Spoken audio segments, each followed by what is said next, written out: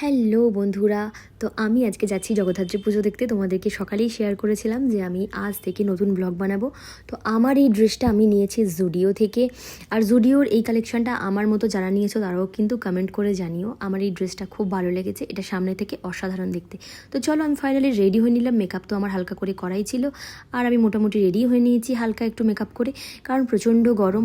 আর এই গরমের মধ্যে এটাই আমার ভালো লেগেছিলো পরতে। যাকে রাস্তায় বেরিয়ে পড়লাম। আমাদেরকে একটু উবার আমাদের দূরেই নামিয়ে রেখেছিল, তো যেহেতু দূরেই আমাদের নামিয়ে দিয়েছে সেই কারণে আমরা রাস্তা দিয়ে যাচ্ছি। আর এটা আমার সাথে একটা দিদি, পুবালিদি, ও আমাকে খুব ভালোবাসে বোনের মতো। যাকে এবার রাস্তা দিয়ে যেতে যেতে যেটা দেখলাম যে যেহেতু দূরে নামিয়েছে অনেকটাই হাঁটতে হবে, কি আর উপায়। যাকে হেঁটে হেঁটে চললাম আমাদের মন্দিরের দিক, প্যান্ডেলের দিকে। ভাই রে ভাই, যাচ্ছি তো যাচ্ছি, আর সেরকম একটা প্যান্ডেল নেই। আমরা যদিও বা ফেসবুকে ভিডিও দেখে গেছিলাম, তোমাদের আমি বলে দিচ্ছি তোমরা কিন্তু ফেসবুকে বাগবাজার জগদ্ধাত্রী মা দেখে কেউ কিন্তু যাবে না। আমরা কিন্তু পুরোপুরি ফেঁসে গেছি।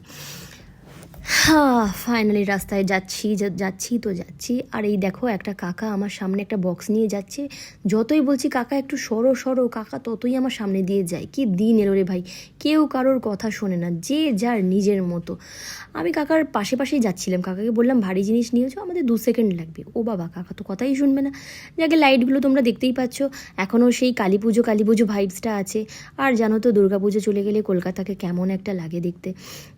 আর লাইট থাকার জন্য যাকে একটু ভালো তো ফিলিংস হচ্ছে। তবে জগদ্ধাত্রী পুজো চন্দননগরে বেস্ট। দেখা যাক চন্দননগরে কবে যাই।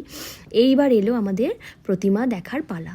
আর ঠাকুরটা শুধু দেখো, অসাধারণ লাগছে। চন্দননগরের থেকেও কম কিছু নয়, কিন্তু খুব সুন্দর প্রতিমাটা করেছে। সামনে থেকে দেখলে অসাধারণ। আর আমিও ভাবলাম একটা সেলফি তুলে নিই। সেলফি তুলতে গিয়ে দেখলাম ভিডিও হয়ে গেছে। এইটা হলো আরেকটা প্রতিমা। এই প্রতিমাটার একটা আলাদা মানে ঐতিহ্য আছে। দেখো এর যে কারুকার্যটা, এটা না একটা অন্যরকমভাবে করেছে, যেটা তোমাদের সাথে যেটা একটু আগেই শেয়ার করলাম। এটা দেখো একদম কাছ থেকে সিংহটা দেখেছো, ওটা ক্রাউন পড়েছে। ভাই সিংহটা একটা রূপোর ক্রাউন পড়েছে, কি সুন্দর লাগছে দেখতে। এই দেখো, আমরা এবার ভিডিও সারার পথে। তবে আমার জানো তো, আমার মতো যারা নর্থ কলকাতায় সাবেকি ঠাকুর দেখতে ভালোবাসো তোমরা কিন্তু কমেন্ট করবে, কারণ নর্থ কলকাতার মধ্যে একটা আলাদা ঐতিহ্য আছে। আর এই জগদ্ধাত্রী পুজোটা যেহেতু থিম পুজোর মধ্যে পড়ছে না, তাই আমার খুব ভালো লেগেছে দেখতে। আর একটা দেখো মায়ের মূর্তি, আহা, সেই মমতাময়ী মুখ। একদম মায়ের মুখের না একটা আলাদা মাহাত্ম্য আছে। দেখো কি সুন্দর দেখতে, মনটা পুরো ভরেই যাচ্ছে। আর এই প্যান্ডেলটা দেখো, খুব আড়ম্বর নেই, কিন্তু কি সুন্দর একটা ঘরোয়া পরিবেশের মধ্যে, যেন মা এসেছে বাড়িতে।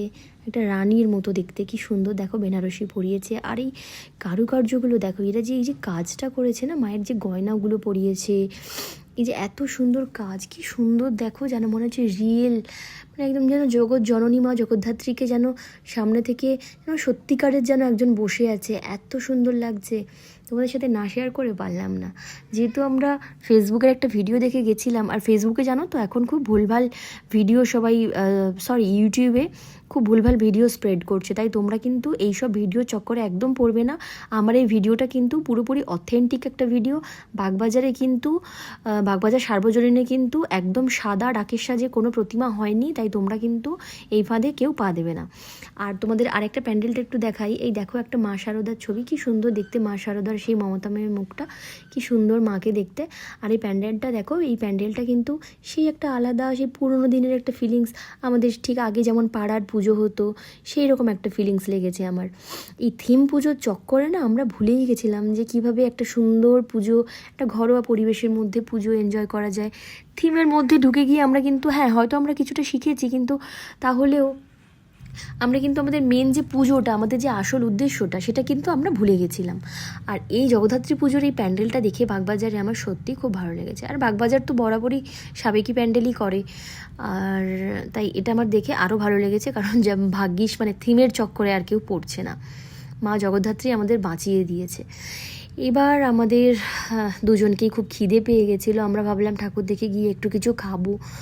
তো কী খাবো রাস্তায় বেরিয়ে পড়লাম। তখন হঠাৎ করে দেখলাম যে রাস্তার ধারে বেশ কয়েকটা ছেলে, আমাদেরই বয়সী হবে, ওরা কাবাবের দোকান করেছে। তখন আমরা ভাবলাম যে একটু কাবাব খাই। দিদিকে বললাম যে তুমি কি কাবাব খাবে? তো ও বললো যে হ্যাঁ চলো কাবাব খাওয়া যাক। তো আমরা ফাইনালি চলে এলাম কাবাবের দোকানে। আর এই দেখতে পাচ্ছ কাবাব হচ্ছে, আর দোকানের নাম নিশ্চয়ই দেখতেই পাচ্ছ, ব্রোজ কাবাব। হ্যাঁ বাবা, আমরা ভাইদের দোকানেই গেছিলাম।